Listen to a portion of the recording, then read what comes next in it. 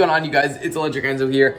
I am leaving my house in about 20 minutes to head over to Rock Solid Warrior up in North Carolina. They're having a pro competition this weekend. There are awesome athletes like RJ Roman, Daniel Gil, Caden Lebsack, Sam Folsom, a lot of insane athletes that I'm going to be able to compete against this weekend. It's going to be an awesome competition with 3 stages, so this is going to be a great vlog. Hopefully we can get that dub and bring it back home for you guys, and let's head to the airport. All right, you guys, we're on the way to the airport. So you guys, we have landed in Charlotte, but Rock Solid is in Fuquay Arena, which is right next to Raleigh, right? So our original flight was to go to Raleigh, and guess what? It got canceled, which means we had to switch our flight to Charlotte, and now we're on a 3-hour drive over to Rock Solid Warrior. We were supposed to be at Open Gym in like an hour from now, but now we're gonna be super late and we're gonna get there with like 10 minutes left, so we're gonna try and do some stuff, but let's get to Open Gym. Drop a like and subscribe. Enter the giveaway down below, comment the giveaway. All right, you guys, day 2 of Rock Solid Warrior. It's around 8:43 in the morning, and we are just arrived at the competition. Stage 1 starts at 9:30, so let's get checked in. To be clear, there are 2 stage 1 courses. I'm running the second course first, and then the first course second, because I'm in a certain group. All right, you guys, some runs I'm gonna be walking you through and others I'm not. So basically this first obstacle was ring swing, and I decided to pull through super quickly to get through it. Just to be clear, there are 2 stage 1 runs. Your combined points from both stages make your final points, and the top half move on to stage 2. So then I got through the steps, and then you had to push this barrel, let it swing back to you, and roll to the end. This next obstacle is the slider. Actually, a lot of people had trouble on it because it was hard to gain momentum because it was going upwards, but I figured out the momentum pretty quickly. I was actually the 3rd male runner of the entire day on this stage, so I had no beta going into it, so it was a little nerve-wracking. So then you had to take this nunchuck and put it through a strap, and you had to use that as a bar. So that was pretty interesting. Then you had to catch this dropping ring. You can see it drops down very abruptly, so you had to catch it perfectly. Then you had to go across the cliffhangers, and you were good once you got to that dismount. Okay, now is the walk the plank, or as they called it, the run the plank. You had to run up it, and it tipped halfway. It was a lot of fun. Wasn't too bad, though. And then the last obstacle, I'm going to stop it here real quickly. Yeah, so something crazy happened to me right about here. So I'm zooming in, you can see there's PVCs on each bar, and I kicked the PVC, and you had to catch the part of the bar that was not on the PVC. So it was a super awkward lache, and it made it even more awkward because I had less spot to catch, and I literally had enough room for my 2 hands to be clamped together and catch it, and I did not think I was going to make it, but I ended up making it. Then I had to catch the last move. These were about 4 feet to the side, and then I hit the buzzer. All right, you guys, we had Ryan Stratis be able to commentate our runs. So some of the runs I'm showing you are videoed by just someone, and the other ones are on the UNX Now live stream on YouTube, and Ryan Stratis was able to commentate all my runs. So yeah, you just watched my first stage 1 run. Now let's get into my second run. Okay, so here's my second stage 1 run. So there's 2 different groups. I was in the group that ran this course second, and this was more footwork based. So you can see the first obstacle was those pipe caps. Then you had to get to this wall. This reach was actually surprisingly long. You can see I didn't get it until I got higher up on the bar. A few people fell on that. It was deceivingly hard. Now right here is the Ninja Killer, the broken pipes. But basically how this comp worked was each part of the obstacle was a point, and there was designated point areas, and once you got past that point, that was another point. So I felt myself falling, so I decided to get as faster as possible. So I still got a good amount of points for that. Then I moved on to these I don't really know. Oh yeah, they're called bird boxes, I think. They weren't too hard. You just had to keep your feet up. A few people dragged their feet, and that was not allowed. Now this, a lot of people went down on. You had to run across these, hit the slider, and then jump to the step. Pretty sketchy, but honestly a fun obstacle. Next was the other type of slider with your hands up to a cargo net. Now this dismount was super awkward. If you didn't have the right swing, you were done for. A few of the top ninjas in the competition ended up falling on that dismount. And then the last obstacle was the spider wall, up and then down the rope. And then you had to go through a little doorway to reach out to a ring and hit the buzzer on the side of the wall. So you can see me reach out, pull back, and hit the buzzer. My second run was good. I just had one little slip up on the balance, but I moved on to stage 2, so let's show you that run. This is full play. Going for a go here. And Enzo is on his way through the course.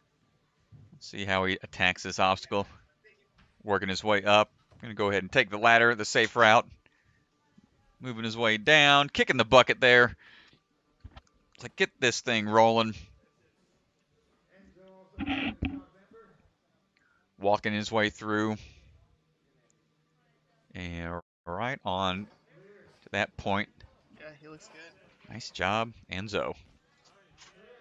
Moving through. All right, let's see how he does. He gets the chalk on his pants there to dry those hands just a little bit more. Nice kip and sticks the landing. Can he make the dismount? Nicely done. One of the few. Okay, past the boot scoot. Electric Enzo's got the lightning bolt on his back. Switch grip. Pops it off the track right away. Moving his way down. Up onto those little holds and then across. Huge drop onto the platform.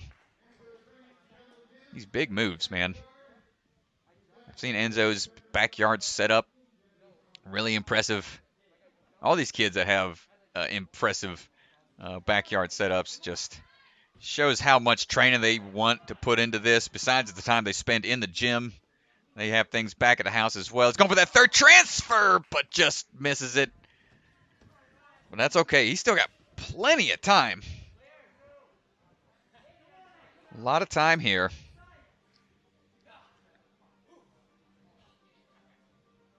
Can't make any mistakes. Now we're getting our way up into the super giant TikTok heart attack. I don't know what you call this thing, but man, it looks horrifying. It's gonna be a roller coaster designed by a ninja. All right, he's on his way here. He's trying to rotate, get into position for the jump. Trying to maintain that swing. Leaps!